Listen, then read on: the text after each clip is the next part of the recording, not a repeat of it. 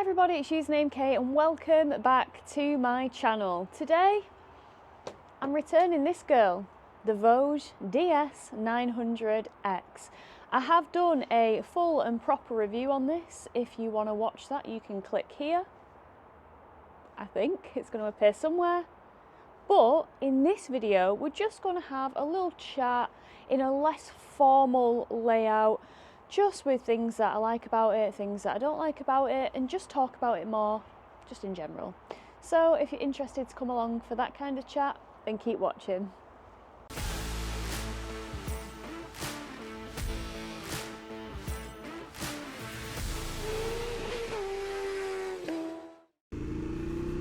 Ooh, listen to that sound.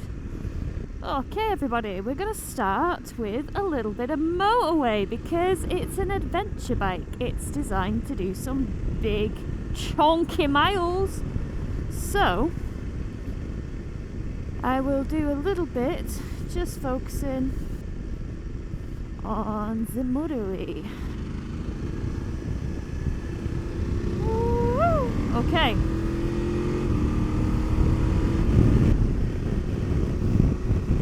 So, how does it feel to ride this bike on the motorway? It actually feels pretty good. I'm going to give you some pros and some cons. So one of the things that I really like about this bike is comfort. For me, the rider triangle is lovely. I'm 5'4", I've got short little T-Rex arms, and I find it great. If you're a 6-foot individual or you aren't of my build, obviously I can't speak for you guys. You guys might find it better with bar risers to lift you up a little bit. But for me, personally, I wouldn't change a thing about this for me. I love the 7-inch TFT display. It's really clear. It's really nice. The revs are nice and clear. The miles an hour is huge. And I think that is great. I would say that the controls are really easy to use as well. Say I want to put cruise control on now, I'll push it that way, and to set it I'll pull it towards me. There we go, so we've just set the cruise control. Should probably come out, given the fact there's lots of things coming over. If I want to make it go faster, I'll pull it away from me, push it away. And if I want to make it go slower, because this car's just pulled out into my lane, I'll push the button towards me. Now we can speed it up a little bit because it's moved away.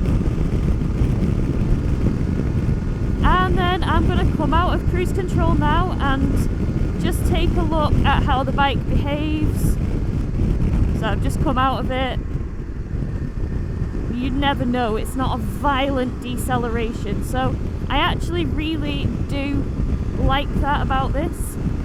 I like the fact that we've got adjustable levers. They're quite handy for short little hands, baby hands. The radar technology works really well. The radar blind spot detection, so when it picks up this car in my blind spot, it lights up, and I think that is a brilliant thing because you see it more and more on cars nowadays, and it is nice to see, and it works great at night. It works great. Another thing that's great about this on the motorway at night, when you put the spotlights on, the visibility is great. You can see so much. Just so you know, when you see me doing 80 miles an hour on the dash, it is not 80 miles an hour. I did the review with my phone on, and you'll be able to see that that's probably 73 miles an hour roughly. And you'll be able to see that from the last review video I did. So before anybody comes wagging the fingers at me, I'm not being naughty, I'm being good. But speedo anomalies like that are very normal. So it's not a diss to the bike. I haven't felt any buffeting with this screen and this riding position, but again, I'm 5'4". If you're tall and you sit a bit higher, I can't speak for you guys, I'm afraid. Handguards are nice at keeping the wind off the tops of your fingers. Heated grips are lovely in keeping the palms of your hand warm. The heated grips and the heated seats are very, very good. They get very, very warm. There's nothing worse than lukewarm heated grips. I absolutely hate it. But this cannot be accused of giving you mediocre heating. So I've done a fair few motorway miles on this bike and it is super comfortable. When I got home, my bum honestly felt fresh. It is one of the most comfy seats I've experienced on a adventure bike. I'd say probably on par with the F900 GSA, which is what I kind of called the comfiest seat that I've ever ridden with on an adventure bike. I'd definitely say this is up there with it, for sure. And this is heated. I haven't tried the heated seat on the F900 GSA. But yeah, this is certainly great. Certainly great. I can't speak for pillion comfort. I haven't been on this as a pillion. But if it's anything like the rider's seat, then it's boding well. It's boding well. Also, the fact that this bike comes with a 3-piece luggage set is absolutely brilliant, included in that price. Oh, which I forgot to mention, I'm just assuming you've seen my full review. This bike, by the way, is £9,199 on the road. And it's got all these things like heated seat, heated grips, dash cam as standard, radar, blind spot detection, cruise control, big 17-litre tank, centre stand, handguards, crash protection as standard. And not to mention like all these that people might think are a bit of a novelty. It's actually got really decent hardware. We've got fully adjustable KYB front suspension, we've got adjustable KYB monoshock on the rear, we've got Brembo calipers, twin discs at the front, and then we've got that tried and tested Lonsin engine which produces 95 horsepower. We've also got loads of different modes. We've got sport, we've got road. So we've just done a bit of motorway. Things that I don't like about this from the motorway, I guess if you are doing a lot of motorway, your hands can feel a little bit tingly after, say, probably like an hour and a half. I have noticed from experience, but the tingle goes pretty fast for me anyway. It's not like prolonged or sustained, but it was something that I noticed when I like rocked up at Wales after about an hour and 20 on the bike, should I say. But then riding all the country roads, I didn't feel the vibrations at all. In fact, I wasn't consciously aware of the vibrations whilst I'm riding. It's only when I stopped that my fingers felt a bit tingly. But I feel like with that parallel twin, that's quite normal, because I felt that on the F850GS as well.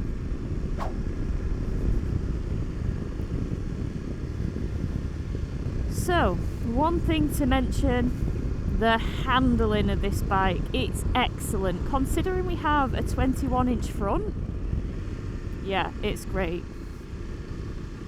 I have no complaints about the handling. We've got Pirelli Scorpion Trail 2s on as well for, you know, added confidence. A lot of Chinese bikes, you get them and you get like Chinese rubber. Well, not with this. Which does make you think they're obviously considering like buyer trust and like consumer trust, and what do they want, what will they trust more. So to put Pirellis on, I think is a good move. The brakes on this are really, really good. I have zero complaints about the Brembos. We've got ABS on this, we've got traction control as standard. Oh, one of the things I really liked about it is the charging like facilities. You've got a USB, you've got USB-C, you've got a big gaping 12 volt there. You've got options. They've really thought about it, and that was great riding around Wales yesterday because I just had my Peak Designs mount, put my phone on, plugged it in, and I didn't have to worry about running out of battery, which is kind of good when you're just bopping about on your Billy Lonesome. Another thing that I like about this bike is how it looks. I really think, especially in this colour, that this bike is a proper looker.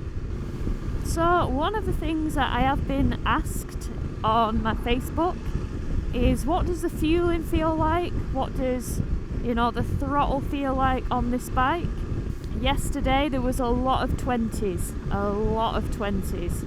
and I do have to be honest and say that the throttle wasn't the smoothest. It just wasn't. It was quite surgy, it was quite hunty. So we're doing 30 mile an hour now, and we're at 3000 RPM, and it's not having a paddy. The throttle is actually manageable, it's perfectly fine. I just found that going through 20 mile an hours in Wales, it was really struggling to find the sweet spot on the throttle. Now, I am just wondering if I am alone in this observation, because I haven't seen any of the YouTubers mention it. But I don't think we can say it's because I'm inexperienced with a fly-by-wire throttle, because I get to ride a hell of a lot of bikes. I'm very, very lucky right now. So we're dropping down, and say we pretend we're in a 20 because there's nothing behind us.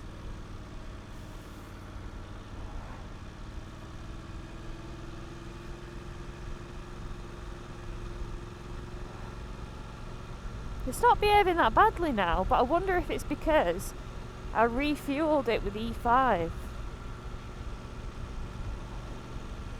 But if we drop it down... No, it is a little bit kind of on-offy, in my opinion. But even though it's something that I noticed, it's not something that would put me off this bike, because it's not bad, it's not terrible, it's not like, oh, that's really, really bad, I couldn't live with that. It's just something that I noticed, but still shouldn't really detract from the riding experience of this bike. Right, we're not gonna go for an overtake because this guy wanted to go in the middle of the road. We are in a 50 doing 35. But yeah, just at the really, really low creepy speeds, that's only really when I experience it. Like now, third gear, 30 mile an hour, the throttle's smooth as out. It's absolutely fine.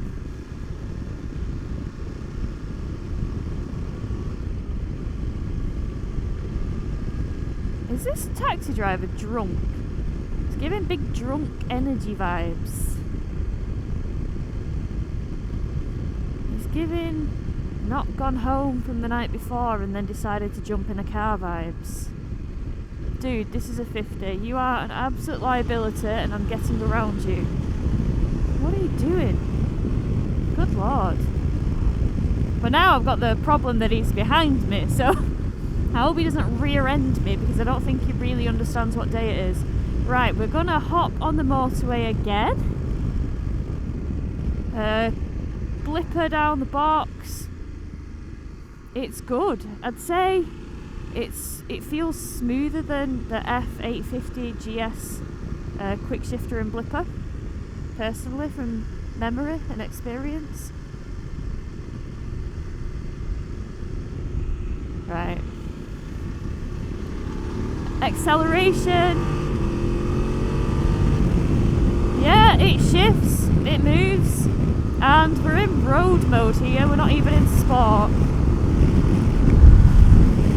I bet my hood looks crazy, flapping around.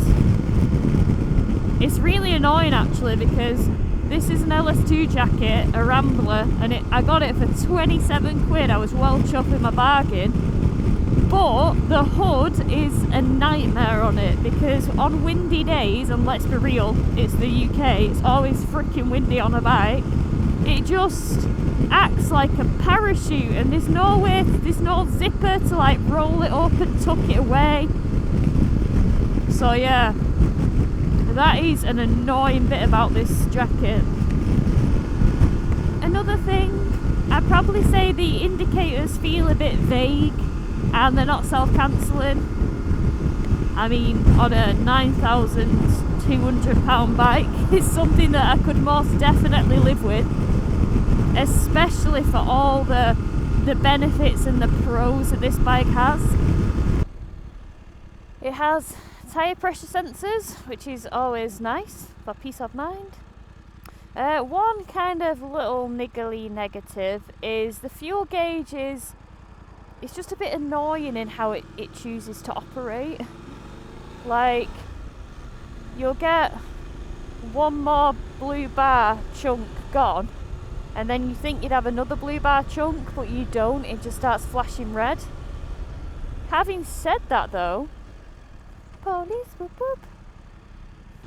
Having said that though, I did get 175 miles to the tank, and that was with E10, and a lot of people say that fuel economy is improved with the use of E5, so who knows. I mean, when did I fill up with this? I was at 175 on the trip, we're on 283, so we've done 110 miles roughly.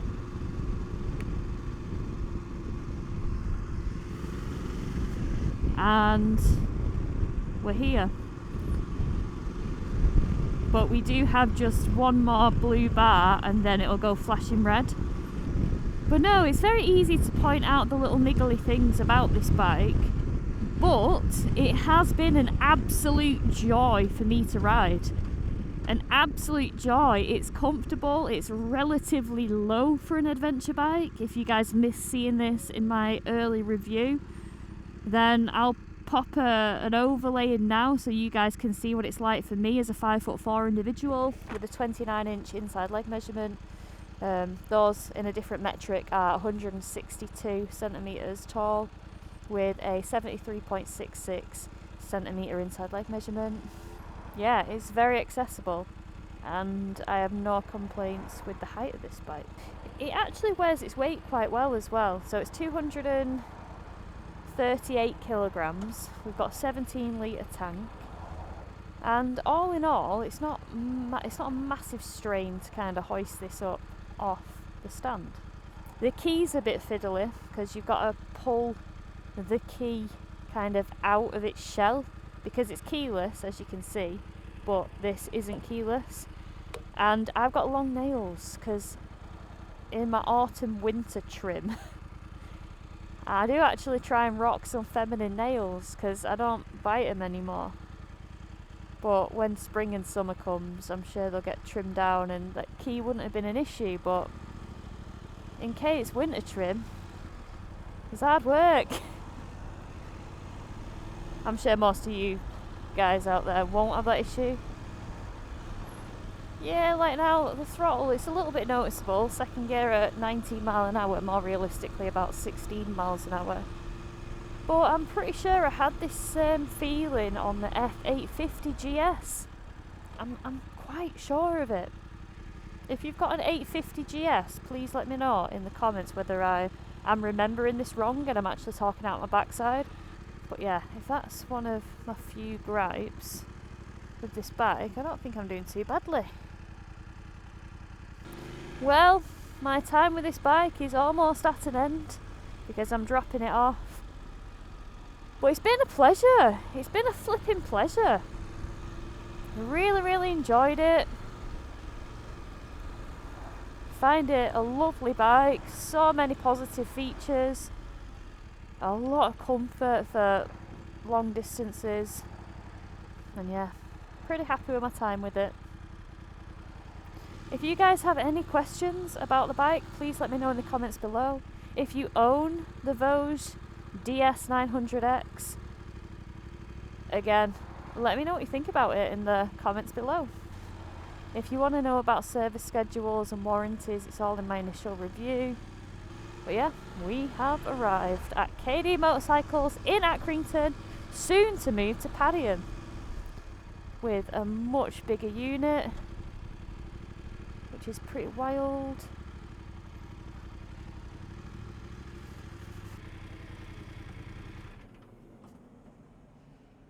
But yeah, here we are.